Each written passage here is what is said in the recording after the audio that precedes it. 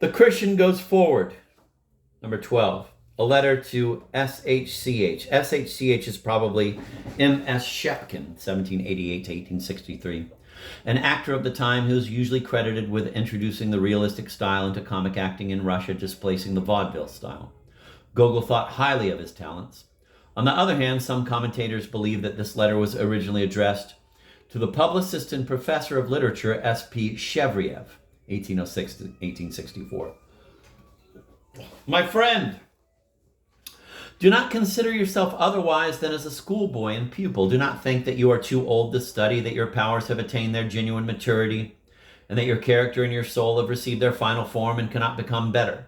For a Christian, there is no graduation. He is eternally a pupil until the grave.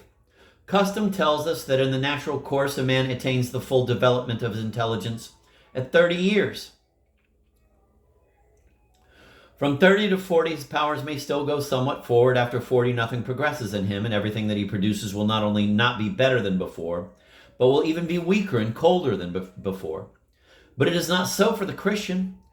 Where for others the limit of perfection has been reached, for him it is only a beginning.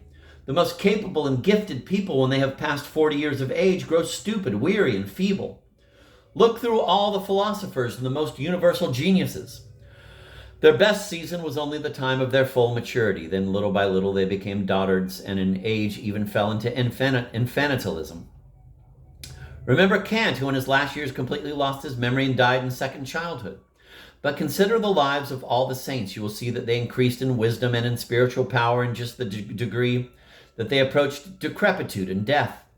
And even those among them who did not receive any shining gifts from nature and who all their lives were considered simple, foolish people, later amazed everyone by the wisdom of their speech. What does this mean? That among them there has always resided that power of aspiration which customarily exists in a man only during the years of his youth, when he sees the deeds whose recompense is universal applause ahead of him, when he is dreaming of that distant rainbow which is so much attraction for youth. The deeds die out in the distance. The power of aspiration dies also. But the distance shines eternally before the Christian, and new deeds are disclosed. Like a young man, he craves the struggle for life. He knows with whom to make war and where to act, because his gaze, directed upon himself, since it constantly becomes brighter, discloses new faults in himself with which he must fight anew. Thus all his power cannot only not fall asleep within him, nor be enfeebled, but must be sharpened incessantly. The desire to become better and to earn the applause of heaven gives him such incentives as the most insatiable ambition cannot give to the most insatiably ambitious man. That is why the Christian progresses when others retrogress, and why the further he goes, the more intelligent he becomes. Intelligence is not our highest faculty.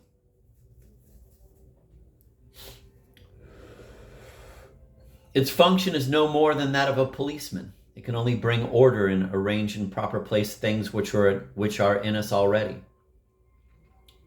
It does not act so long as all the other faculties in us from which it draws its wisdom do not act. You will force it forward very little by abstract readings and incessant scientific studies.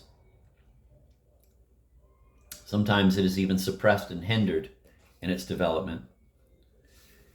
It depends incomparably more on the spiritual state. As soon as passion begins to rage, it works blindly and foolishly. If the soul is calm and no passion seethes, then the intelligence is clear and works sensibly. Reason is an incomparably higher faculty, but it is obtained in no other way than by a victory over the passions. The only ones who have it are people who have not neglected their inner education, but reason itself does not give a man the whole possibility of aspiring further.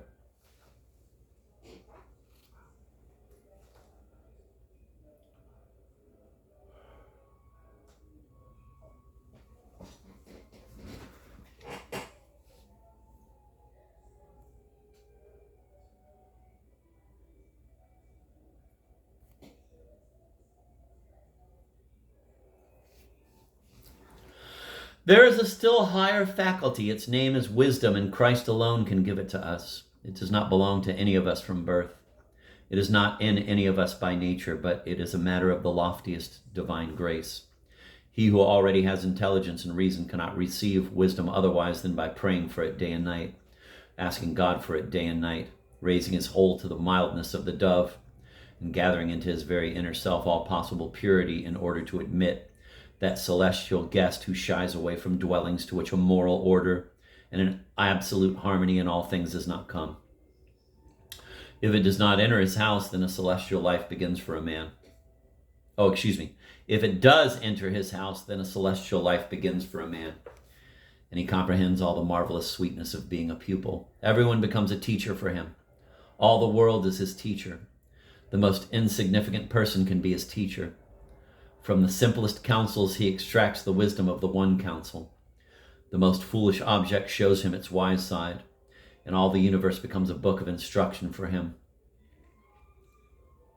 More than others will he draw treasures from it, for more than others will he perceive that he is a pupil. But if for one instant he imagines that his study is finished and that he is no longer a pupil, if he is outraged by anybody's lesson or instruction, then wisdom is quickly taken away from him, and he remains in the dark, like King Solomon in his last days.